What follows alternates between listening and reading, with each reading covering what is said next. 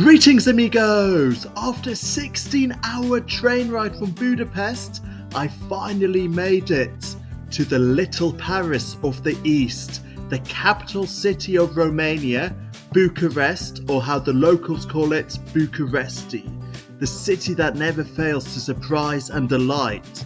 As we wander through its charming streets and bustling squares, we'll discover the eclectic blend of tradition and innovation that defines this dynamic metropolis.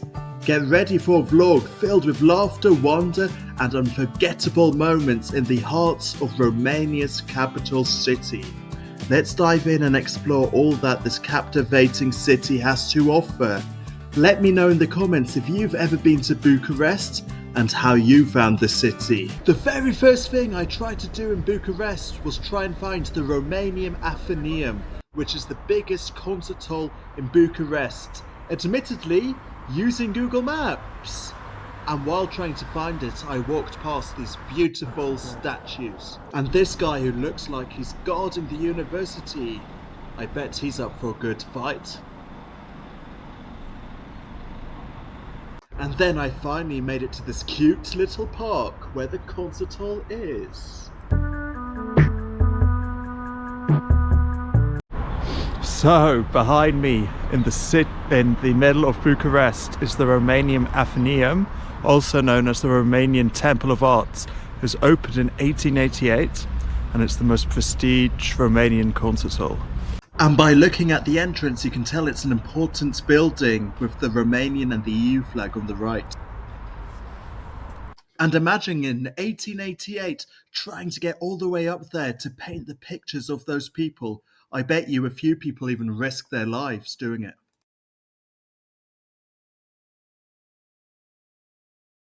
And then it was time to try and find the metro to take me to Herastrau Park, which is the biggest park in Bucharest.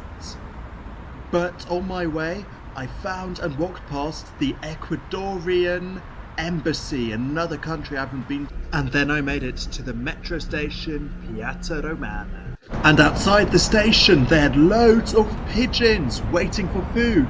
Had to look out so that I didn't get pooed on by one of those creatures. Romania's first lady at the time of construction, Elena Cozecu, who was the wife of Romania's last communist leader, was against the construction of the metro station because she believed the workers would get lazy and overweight. And then I finally made it to Herastrau Park. So I'm at the entrance of the Herastrau Park in Bucharest, which is the biggest park, and apparently there's a nice lake in the middle, so let's go and check it out, see what this park has to offer.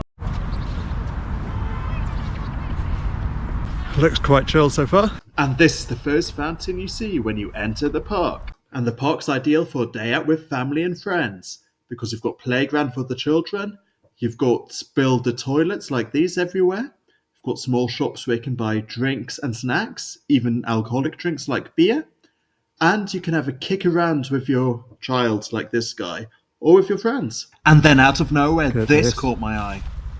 Someone sticks a bit too much in Bucharest. Hey, I'm officially a dickhead. I've got a dick on my head in Bucharest. And after officially becoming a dickhead, I met my mortal enemy. So after Swaziland, I meet my enemy in Bucharest again.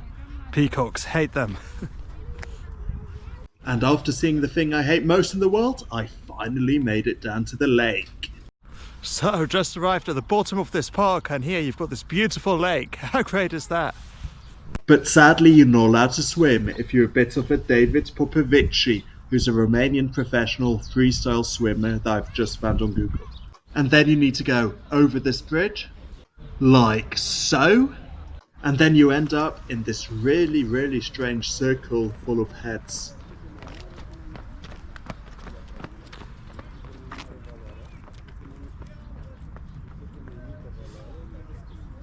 And a half-broken, run-down EU flag on the pole in the middle. And then it was time to go to the next bridge while this geezer was reading from the Bible out loud in Romanian.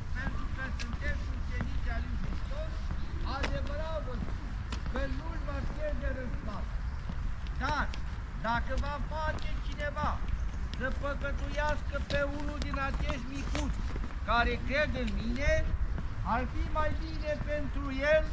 As I don't speak Romanian, I wasn't converted.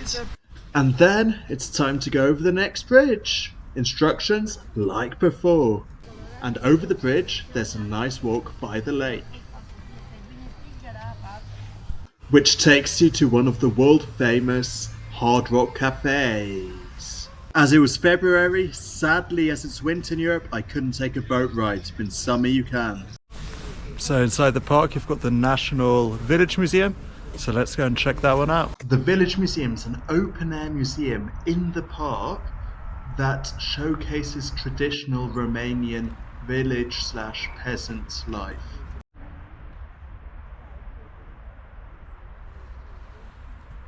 And here you have a cat who seems to be enjoying the museum more than me, because honestly I thought it was a bit boring. It's just not my type of thing. And don't ask me why, but this windmill was my favourite thing. Maybe it just reminded me of the Netherlands. After the museum, I made my way back to the city, and I was very glad to see that the best burger in McDonald's, the Big Tasty, exists in Romania as well. I thought it only existed in Switzerland. And then I heard a loud noise, and it sounded like football fans singing, so I went to check it out. And it turned out it's a free Palestine protest, and that's where it's my first encounter with the Romanian police, where I had to talk to them for 20 minutes and show them my ID. And the attendance was quite low, as you can see. And next to the protest I saw somebody selling a book that I'm pretty sure is illegal in most of Europe. Not your average book you can buy everywhere. Mein Kampf by Adolf Hitler in Bucharest. Here it is, the famous Umbrella Street in Bucharest. You can go to a restaurant.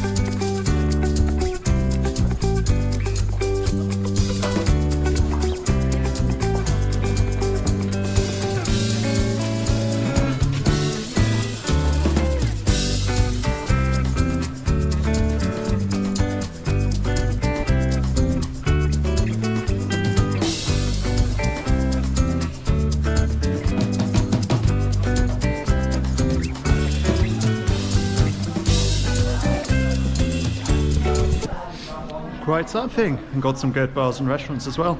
Might go there this evening.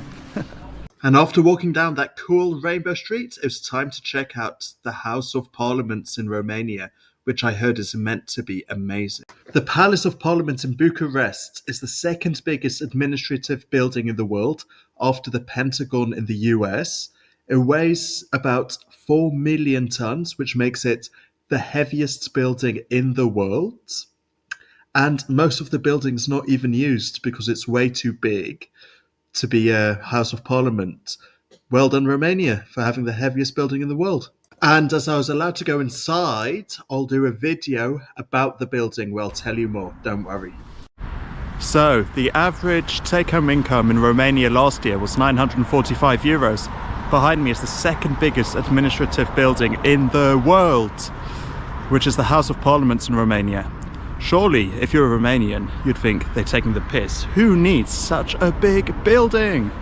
And in the night, it was time to go to the Arc de Triomphe, which was built in 1936 to commemorate Romania's participation in World War I and honour the bravery of Romanian soldiers.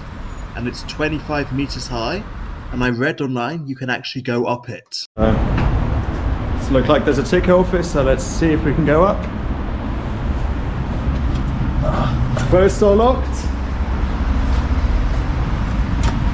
Second door locked. Now the other two. Well, not, that side's locked, the other side's probably going to be locked as well, because they don't want me going up. This one. Locked. This one. All 4 doors are locked. Looks like I won't be going up. Thanks very much for watching my vlog. Really appreciate it. Please don't forget to like, comment and subscribe. And I really hope you enjoyed my experience in Bucharest, or if you're planning to go, this video could help you. See you next time as you'll find out how I fell in love with Michi.